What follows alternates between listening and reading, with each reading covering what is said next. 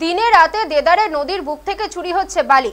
কোথাও নাম জড়াচ্ছে বালি মাফিয়াদের, আবার কোথাও সিভিক ভলেন্টিয়ারের। প্রশাসনের ভূমিকায় উঠছে প্রশ্ন। এবার বালি চুরির অভিযোগের তীর সিভিক ভলেন্টিয়ারের দিকে। জানা গিয়েছে জলপাইগুড়ি জেলার কুকুরজান গ্রাম পঞ্চায়েতের অফিস সংলগ্ন চাওয়াই নদী থেকে দেদারে চুরি হচ্ছে বালি। দিনে রাতে অনবরত ট্রাক ও ট্রলির মাধ্যমে নদী থেকে তোলা হচ্ছে বালি। অভিযোগ, ওই এলাকার এক সিভিক ভলেন্টিয়ারের মদতেই নদীর বুকে থেকে বালি পাচার করা হচ্ছে।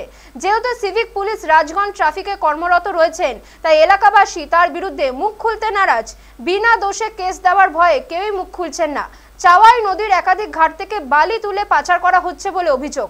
এই বিষয়ে জানতে চাওয়া হলে স্থানীয় পঞ্চায়েত সদস্য প্রশাসনকে জানাবেন বলে জানিয়েছেন। পাশাপাশি ঘটনার কথা জানতে পেরে অভিযানের আশ্বাস দিয়েছেন রাজগঞ্জ ভূমি ও রাজস্ব আধিকারিক।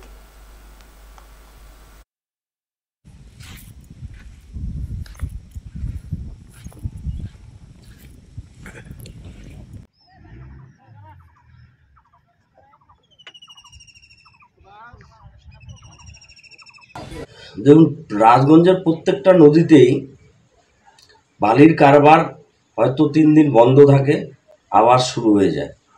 প্রত্যেকেরই লম্বা হাত, তৃণমূল দলের রাঘব বল প্রত্যেকেই জড়িত আছে। কাজে এই বালি মাফিয়া যারা আছে তারা প্রশাসনকে তোয়াক্কা করে না। নেতারা প্রশাসনকে রেড করতে বাধা দিচ্ছে, তাই হয়তো প্রশাসন রেড করতে পারছে না। এই ডাম্পার বা যেগুলো ইলিগাল মাইনিংয়ের যেগুলো চলছে, আমরা তো আমাদের সাধ্যমতো রেড করছি।